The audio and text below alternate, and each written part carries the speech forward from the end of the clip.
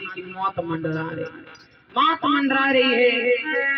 आज भगवान श्री कृष्ण और भैया बलराम जी दोनों लोगों ने हाथी को पकड़ा, किसी ने सूंड की तरफ पकड़ा और किसी ने पूंछ की तरफ पकड़ा।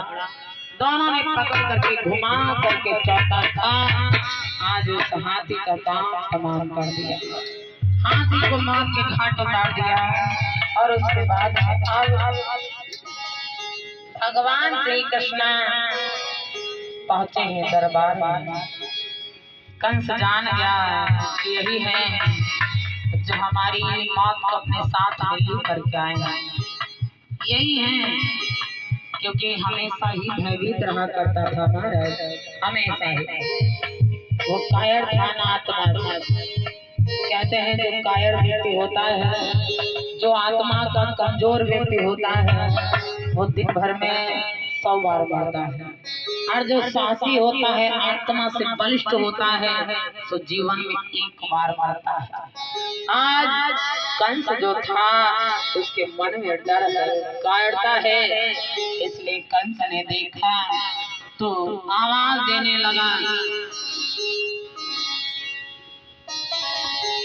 यो महाभटो योधाओ बलवीरो यवताड़ो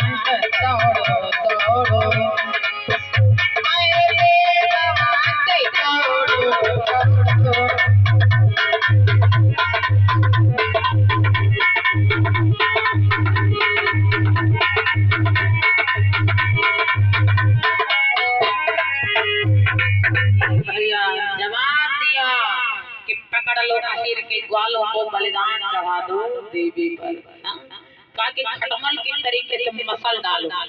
मतलब भगवान को सुनगा समझ रहा था बिल्कुल कि मच्छर है तो मसल डाल, ये नहीं मालूम है कि हाथी बहुत विशाल होता है, लेकिन उसके मन में चींटी से सदैव डर लगा रहता है, चींटी से, और होता कितना विशाल है। अब वो कह रहा है कि पकड़ लो इन लड़कन को, इनके ग्वालों को। महाराज जी की जय। महाराज जी पधारिए, इधर आ जाइए।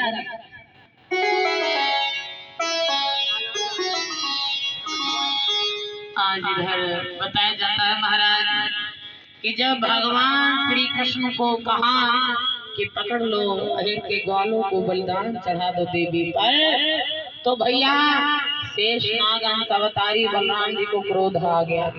बलराम ने तुरंत अपने हाथ मसलने लगे।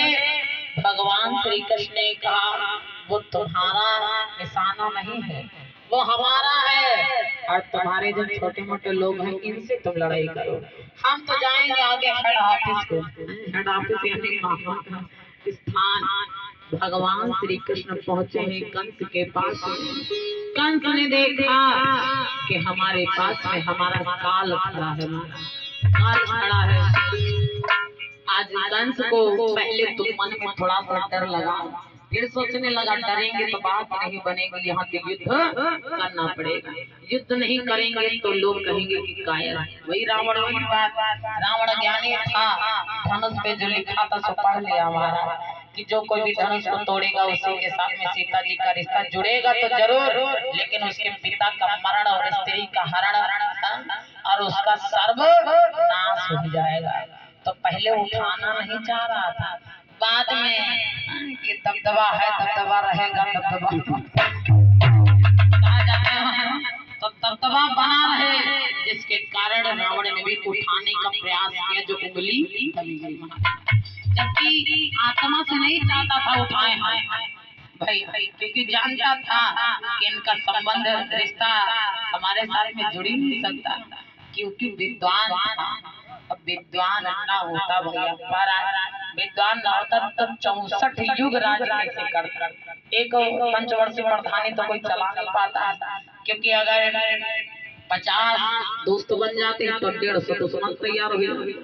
तो जरा सोचिए 64 युग राज किया।